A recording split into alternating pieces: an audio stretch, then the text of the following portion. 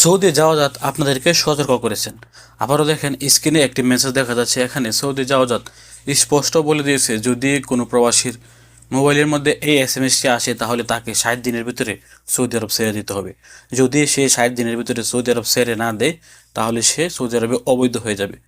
পরবর্তীতে তাকে জেল খেটে অথবা ধরা দিয়ে দেশে যেতে হবে এবং দেশে গেলে সে আর নতুন বিষয় আসতে পারবে না। এই জন্য সৌদি জাওয়াজাত আগে আপনাদেরকে সতর্ক করে জানিয়ে দিয়েছেন যে এই মেসেজটি আসা মাত্রই আপনারা 60 দিনের ভিতরে সৌদি আরব ছেড়ে চলে যাবেন। গতকালকে এই সমস্যাটি নিয়ে এক সৌদি প্রবাসী আমাকে মেসেজ করেছেন, আপনারা স্ক্রিনে তার মেসেজটি শুনতে পাচ্ছেন।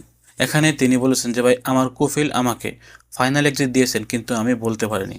কেন তারা বলতে পারেনি? এটা একটা কারণ, তারা তাদের মোবাইলের মেসেজগুলো কিন্তু চেক করে না।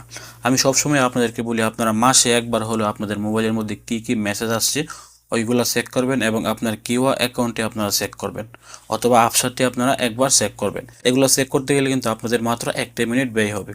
কত সময় তো আপনারা কত দিক দিয়ে পার করে ফেলেন। 1 মিনিট ব্যয় করে আপনারা প্রত্যেকদিন আপনার মোবাইলে যে এসএমএসগুলো আসবে ওইগুলো চেক করবেন এবং আপনি মাসে একবার হলেও আপনার কিউআর আপনার আপসের অ্যাকাউন্টগুলো চেক করবেন যে সব কিছু ঠিকঠাক আছে কিনা।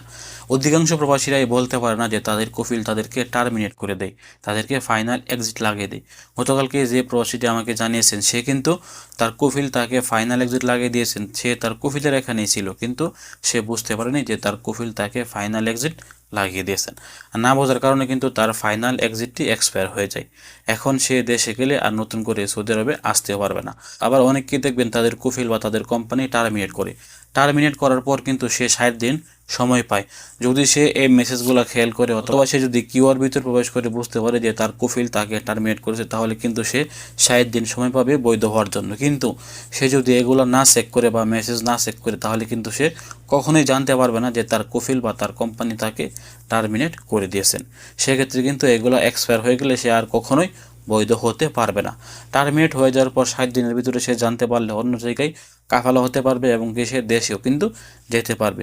যদি সে এই মেসেজগুলো নাই চেক করে আর 60 দিন ওভার হয়ে যায় তাহলে কিন্তু সে কখনোই বৈধ হতে পারবেন না। এই জন্য সৌদি জাওয়াজাত আপনাদেরকে সতর্ক করে জানিয়ে দিয়েছেন যে আপনারা সবসময় মোবাইলের মেসেজ চেক করবেন। এরকম মেসেজ যদি আপনার এখানে আসে অবশ্যই আপনি সৌদি আরব ছেড়ে চলে যাবেন, তাহলে কিন্তু আপনি আবার নতুন ভিসা নিয়ে সৌদি আরবে আসতে পারবেন। অনেকেই কিন্তু জানেন না কবে টার্মিনেট করেছে বা কবে ফাইনাল এক্সিট দিয়েছে। এই জন্য আপনাদের উচিত প্রত্যেক মাসে একবার হলেও আপনাদের কিউআর, আপসার এবং মোবাইলের মেসেজগুলো চেক করা।